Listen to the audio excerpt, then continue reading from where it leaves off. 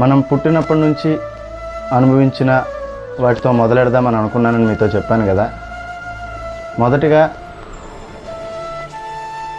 నేను మొదలెట్టబోయే అంశం ఇప్పుడు మీ ముందుకు తెస్తున్నాను. అదేంటంటే, బహుశా మనందరం పుట్టింది అక్కడేనండి.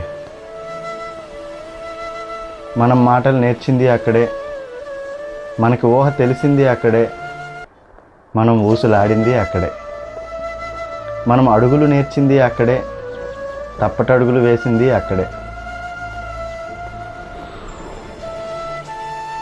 ఇంతకీ అక్కడే అక్కడే అక్కడే అంటున్నాను. ఇంతకీ అక్కడే అంటే ఎక్కడ అనుకుంటున్నారు? అదేనండి, మన అమ్మమ్మ గారి ఇల్లు.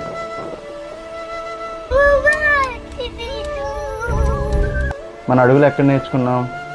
అమ్మమ్మ గారి ఇంటికాడే నేర్చుకుంటాం.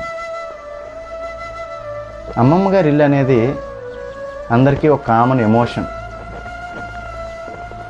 బాల్యంలో ఎక్కువ రోజులు గడిపింది అమ్మమ్మ గారి ఇంటి దగ్గరే ఉంటుంది. వన్స్ అమ్మమ్మ గారి ఇంటికి మనం వెళ్ళామంటే అక్కడ మనమే రాజు, మనమే మంత్రి. అమ్మమ్మ గారింట్లో తొలి ముద్దు మనకే, తొలి ముద్ద మనకే. అవునా కాదా? అమ్మమ్మ ఉన్నంత వరకు ఆ ఇంట్లో తొలి ముద్దు మనకే, తొలి ముద్ద మనకే. చిన్నప్పుడు స్కూల్కి వెళ్ళే టైంలో ఎప్పుడెప్పుడు సెలవులు ఇస్తారా, ఎప్పుడెప్పుడు అమ్మమ్మ ఇంటికి వెళ్దామా, అమ్మమ్మతో ఏమేమి వండించుకుందాం, ఏమేమి తినిపించుకుందాం, తాతయ్యతో ఎక్కడెక్కడికి వెళ్దాం, మామయ్యతో ఏమేమి కొనిపించుకుందాం, అత్తమ్మతో ఏమేమి కబుర్లు చెప్పుకుందాం, బావలు, మరుదులు, వదిన్లు, వీళ్ళతో ఏమేమి మాట్లాడుకుందాం అని అందరం అనుకునేవాళ్ళం. అవును కదా? తీరా సెలవులు వచ్చేటప్పటికి, సెలవులు ఇంకా రేపు ఎల్లుండి వస్తాయి అనేటప్పటి నుంచి మనకు రాత్రులు నిద్రట్టదు.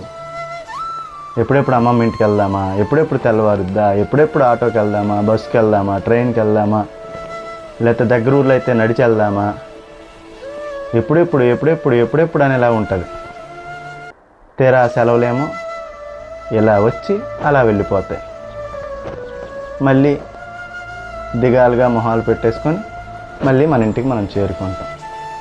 ఇలా అమ్మమ్మ గారింట్లో చాలా చాలా అనుభవాలు అందరికీ ఉంటాయి. నేను నాకుండే కొన్ని అనుభవాలతో మళ్ళీ మీ ముందుకు వస్తాను. మీకు మీ అమ్మమ్మ గారింట్లో ఎలాంటి అనుభవాలు ఉన్నాయి, ఎవరితో ఎక్కువ సాన్నిహిత్యం ఉంది అని కామెంట్లో కామెంట్ చేయండి.